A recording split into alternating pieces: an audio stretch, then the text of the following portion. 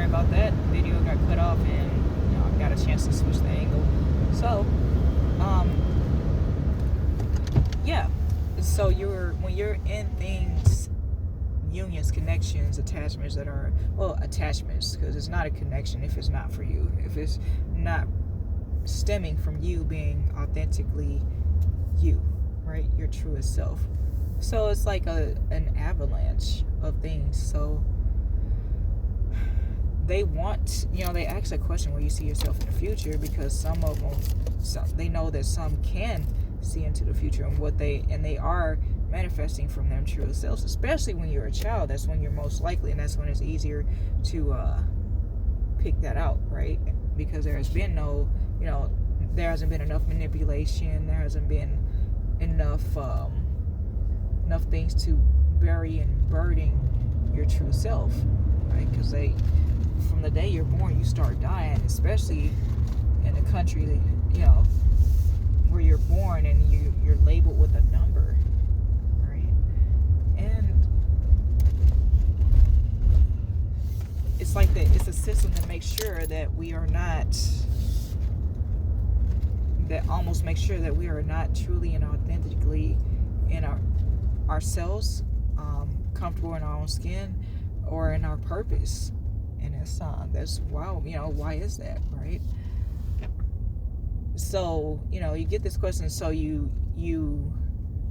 they put a time frame on everything, on when you should, about the age range you should get married, or if you're not married by now, you get this ridicule or whatever, and then there's a sense of guilt for not doing enough, or not achieving this at this certain time, right? So then some people, they buckle under that pressure, right, that they try to put on, that fake pressure that they try to put on you, and they go ahead, but they do it at the cost of their own soul, because it's just like they're literally burning the candle at both ends. You're burning the candle at both ends when you're not true to yourself, when you're not going for your authentic. Because when you manifest from a place that is not true to yourself, you manifest everything that is untrue to you, down to all the way up to your family structure, the people you have surrounding you. And you can tell when somebody's doing something they love, right? It's very easy to see when somebody's truly passionate about what they're doing. They're not focused on anyone else. They're not focused on, that's like their zone. Sometimes you can't get in your zone, and most of the times, if you love it, you can, right? They're not fully engaged. They're off somewhere wondering about what someone else is doing in the next station or whatever, right? And they're just doing it maybe for social reasons or whatever, because they haven't found anybody that's truly like them. But it's kind of like, how are they showing up in the world, though? Are they manifesting everything possible in their life from the truest version of themselves? So it's like it's a chain reaction. So say you need money, you get in, and they're telling you at this age you need to have a career in mind, and then they're telling you the career needs to make this much money, and then they set up how much money each career kind of caps off at, like that glass ceiling or whatever, for men, women, and whatever age range. And instead of just basing it off experience or your ability to learn, or just just experience where you are with it, and they determine your pay rate based off that. And it's like all these ceilings they try to put on top of you, whether you're passionate about it or not. So say your passion is something that makes like basically nothing. There's a way to like, if you stick with that passion, even if you stick with it as like a side thing, like if it's like you're healing, eventually it'll manifest for you the life that you truly want, and the life that you truly that is best for you, for your greatest and highest good. And it will manifest the people around you that are for your greatest and highest good as well. Like, say you go entry level, this is what I would do, what I was doing when I was working on these different jobs and stuff. Of course I had somebody running behind me trying to mess that up, right? And sometimes they were successful, depending on the higher ups that are around me. Okay, cool. I didn't sweat about it. I just moved on to the next because I know how abundant was and still am. I know the Most High always puts me in a better position. In a position, because I'm always about showing up as myself, he puts me in a position that's true and authentic to me, right?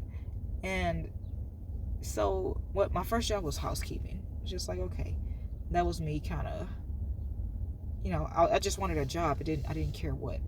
That was very soothing to me because I do like to clean, and it taught me some things about cleaning and chemicals that I needed to know. I learned from that job. I wasn't there long because I was still in high school and on my way to graduating, and so it was no biggie. Lost the job, and it was like some weird dude that was always there picking on me or whatever, and trying to antagonize me in some way to step out of character. So I did, and I was just like, so what's the problem? And he went and told, and that or whatever, or something got sabotaged, or maybe I was in his. I don't even remember. It's so long ago.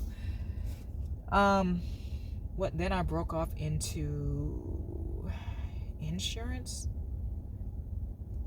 Just something I was just like, okay, I want to do this. Help me with my customer service skills, my analytical organization, computer skills, programming skills, bookkeeping, finances, like helping, and just like it just helped me help people. So I was happy with that. It wasn't necessarily something I was extremely passionate about, especially after the second to last place I left, that I actually got fired from that one because of the level of stress that I got. A optic migraine is what they called it, and said that's probably what it was, where I just stressed to the point that I went blind in one eye, and it was like for half a day I kept working. Can you believe that? I kept working. Like I should have went to the doctor. Somebody went away that same day. So then I just, even still, I kept working. I just like, that's when I started letting go. Like, I'm like, no, it's not, this is not me. Clearly, this is not me, right? Clearly and unclearly at the same time. And I stopped caring even more. Just like, you know what? I'm a blessed person. My connection with the Most High